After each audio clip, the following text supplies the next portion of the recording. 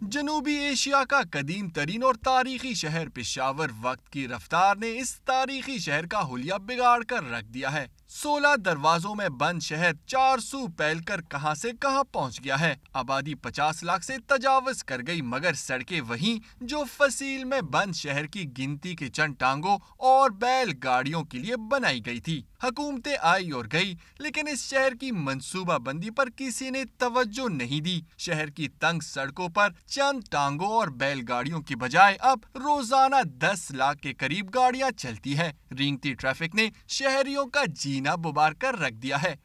ہر جگہ پہ ٹریفک کے زیادہ تر مسائل ہیں، روڈ نہیں بنے ہوئے، سڑکیں خراب ہیں، عوام کا ان کو کوئی فکر نہیں ہے، گورنمنٹ کوئی ایسے اقدامات کر نہیں رہی جس سے مطلب عوام کو فیسلٹی ملے نا۔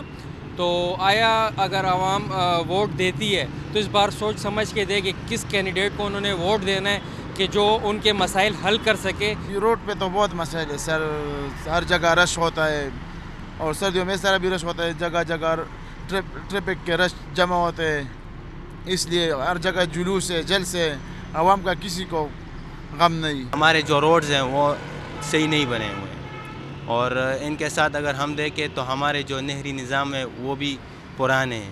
تو آنے والے جو ہمارے ایم پی ایم این اے ہوں گے ان سے ہماری یہی امید ہوگی کہ وہ ہمارے ملک کے حالات کو بہتر سے بہتر کر دیں۔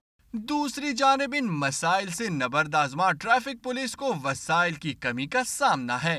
ٹریفک پولیس اپنے وسائل کے اندر رہ کر اپنے اقدامات کر رہی ہے، لیکن اس کے ساتھ ساتھ اس میں انجینئرنگ کے ایشوز ہیں کچھ جگہوں کے اوپر، جہاں پر ہمیں روڈ انجینئرنگ کے پرابلمز ہیں ان کو سالو کرنے کی ضرورت ہے۔ پھر روڈ جو ہے ہمارے رنگ روڈ، ایک اس کا دیرینہ ایک مسئلہ ہے کہ اس کی ابھی تک کمپلیشن نہیں ہوئی۔ اگر اس کی کمپلیشن ہو جاتی ہے تو انشاءاللہ اس سے ٹریفک کے بہت سارے مسائل جو ہے وہ حل ہو جائیں گے۔